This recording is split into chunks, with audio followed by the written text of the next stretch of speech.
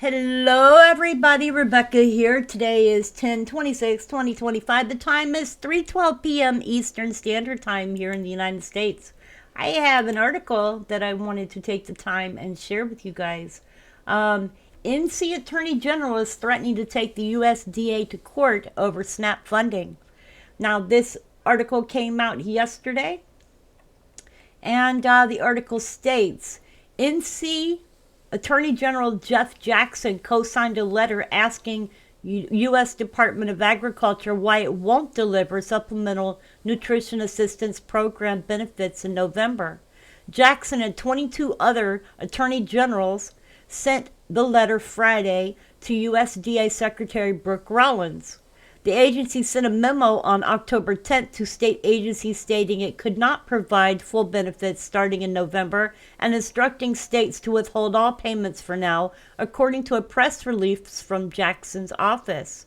As of May 2025, over 1.4 million people use SNAP benefits in North Carolina, according to preliminary data from the U.S. Food and Nutrition Services.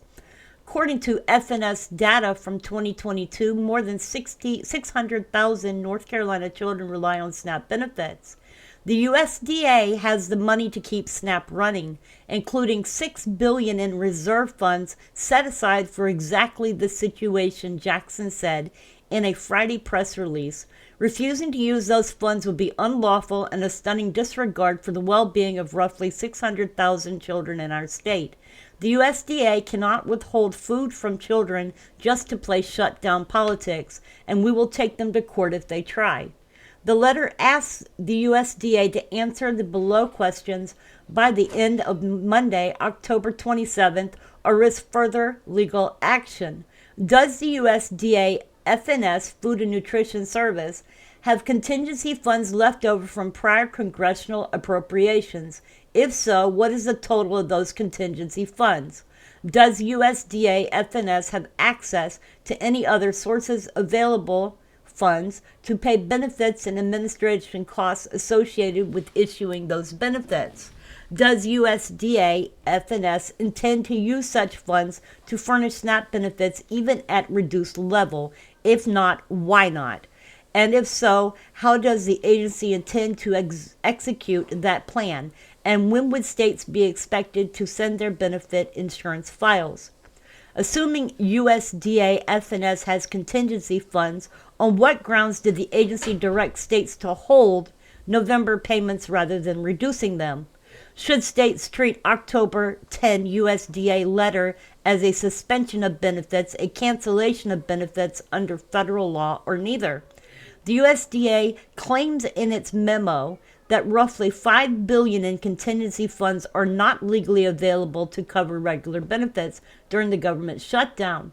Instead, the funds are reserved for mobilizing aid for events like natural disasters, citing the possibility of Tropical Storm Melissa turning into a hurricane. That may contradict the USDA's 55-page plan for operating during a government shutdown, which states that Congress, by providing contingency funds in case of funding lapse, intends SNAP operations to continue. As of Saturday afternoon, the NC Food and Nutrition Services says on its website benefits will continue through October despite the government shutdown, but that the agency has not received guidance from USDA on November payments. And this was a story that was put out by the News and Observer for here in North Carolina. So I've been looking at other things that are going on, and that caught my attention. I've also seen that Oregon is stating that the cards will not be stopped. You can use whatever is remaining on your card. However, they won't be putting anything extra on it. So Oregon EBT cards are unaffected by the federal government shutdown. And Georgia EBT cards will stop working on November 1st if the government shutdown continues. 500,000 Nevadans will lose access to SNAP benefits next week because of the government shutdown. Also, in Maryland is now going to have a tap and go EBT card. So the reason I'm talking about EBT is because everybody has been noticing that EBT has been caught in the loop of the government shutdown, along with other things such like Medicaid and things like that. It is important to note that there are a lot of disabled people out there who do depend on these benefits, I being one of them. And there are also people who have children, okay? However, when things like this happen, it is pertinent to make sure that you have a plan and that you are prepared, because you cannot rely on the government to take care of you. I have worked all of my life and have never relied on the government to totally take care of me until becoming disabled. And it is stressful. However, where there's a will, there's a way. I don't advise what a lot of people are saying that they're going to do is go out and rob stores. That is not an appropriate answer. There are people that are now threatening that they will be at your dinner table for Thanksgiving. Well, don't show up to my house because I might not have anything to offer you. I'm glad I got me and mine to take care of. There's just a lot going on, you guys, and I'm been seeing a lot of things being said. This is something that people don't realize. Benefits may be a right, but they're not guaranteed. Okay, and we'll see what happens with this lawsuit going on with North Carolina. With the Attorney General suing. We'll see what happens. If they really do have $5 billion sitting in the back and able to be spent towards people, I don't understand why they're not being used for that reason.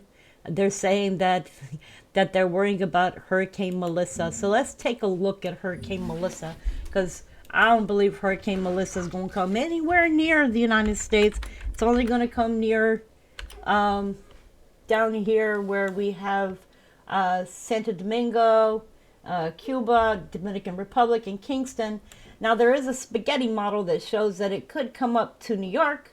However, as far as I can tell so far, this hurricane is going to go over Cuba, Dominican Republic, and head on out into the Atlantic. So as you see, it's still messing around over here by Kingston, and it's not moving very fast. By the 28th, it'll start to go over Kingston. By the 29th, it'll be going towards Cuba. It should cut through right in this area here, with the eye coming on shore in Cuba, as you can see the eye there, and continue on out into the Atlantic. So I don't see this being something that's going to necessarily affect the United States. It's going to affect maybe the Virgin Islands and a little bit of the Bahamas. And